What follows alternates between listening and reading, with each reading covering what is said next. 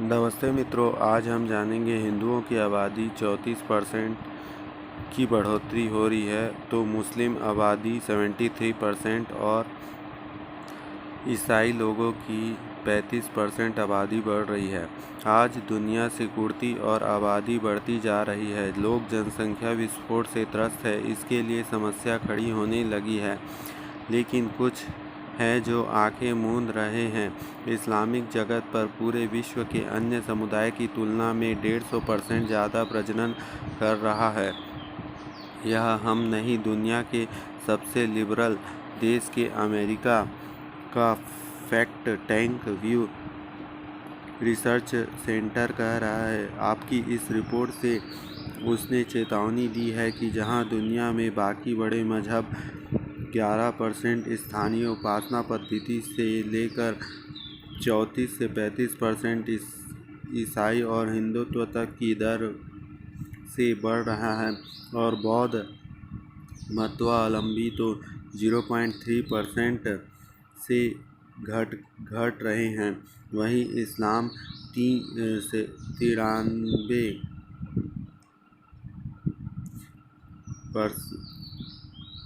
73% से ज़्यादा तेज़ी से बढ़ रहा है।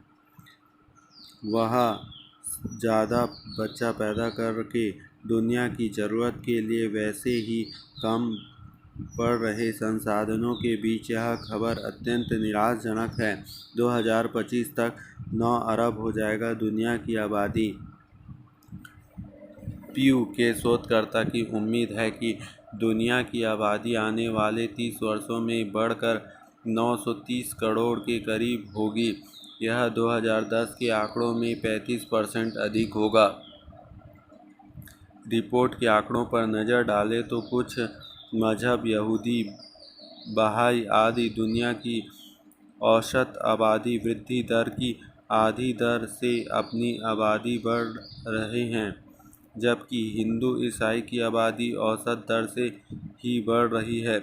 इसके उलट या यूँ कहें कि चिंताजनक स्थिति मुस्लिम समुदाय की है, जिनकी आबादी औसत दर की दोगुना तेज़ी से बढ़ रहा है। प्रतिशत के अलावा संख्या की बात करें तो भी ईसाई साल 2010 के 216 करोड़ से बढ़कर 2050 में 290 करोड़ हो जाएगी।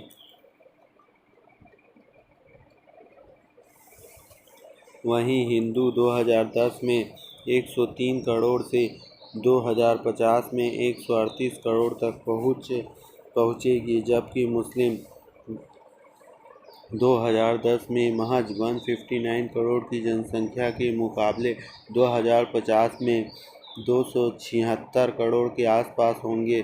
क्या दुनिया इतनी आबादी झेल पाएगी? तो कानून को जनसंख्या नियंत्रण कानून पास करना चाहिए सभी देशों में, और हमारे दो तक ही सीमित रखना चाहिए। पीयू के अनुसार दुनिया की औसत फर्टिलिटी रेट 2.5 के करीब है। फर्टिलिटी रेट का अर्थ है कि किसी भी समुदाय या समूह के प्रति महिला कितनी बच्चे पैदा होते हैं।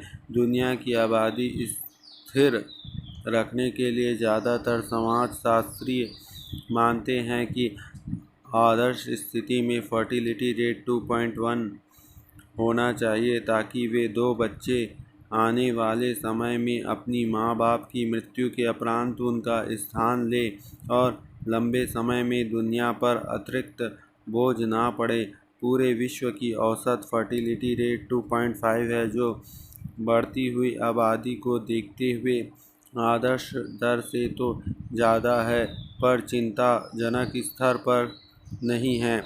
यदि जन जागरण अभियान चलाकर लोगों को बड़ी आबादी के नुकसान के बारे में बताया जाए और कुछ प्रतिशत युगलों, खासकर महिलाओं को बच्चे पैदा न करने और आर्थिक प्रोत्साहन दिया जाए, तो कुछ दशक 2.5 से 2.1 के पास तक खींच सकने की उम्मीद की जा सकती है। हिंदुओं की फर्टिलिटी रेट 2.4 है, यानी हिंदू आबादी रोकथाम की ओर अग्रसर दिख रही है। अब इस्लाम की ओर देखें तो मुस्लिम की फर्टिलिटी रेट 3.1 है, यानी दुनिया की ज़रूरत का 150%। मतलब हर एक मुस्लिम युगल पति पत्नी अपने बाद 2 के बजाय 3 इंसान का बोझ दुनिया को दे जाता है। यह गणितीय सरल के लिए हम मुस्लिम के बहुविवाह सिद्धांत, जिसके अंतर्गत हर मुस्लिम पुरुष का इस्लाम 4 बीवियों तक रखने की इजाज़त देता है, को शामिल नहीं कर रहे। अगर करते तो गणितीय तौर पर यह आंकड़ा कहता है कि एक मुस्लिम पुरुष और उनकी 4 पत्नियों की मृत्यु के बाद औसत तौर पर 12 वंशज होते हैं, यानी मरे 5 और आए। हिंदुओं के लिए ये चेतावनी है कि अगर नहीं संभले तो क्या हाल होगा।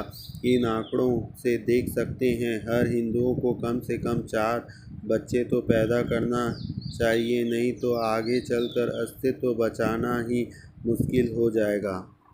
जय श्री राम।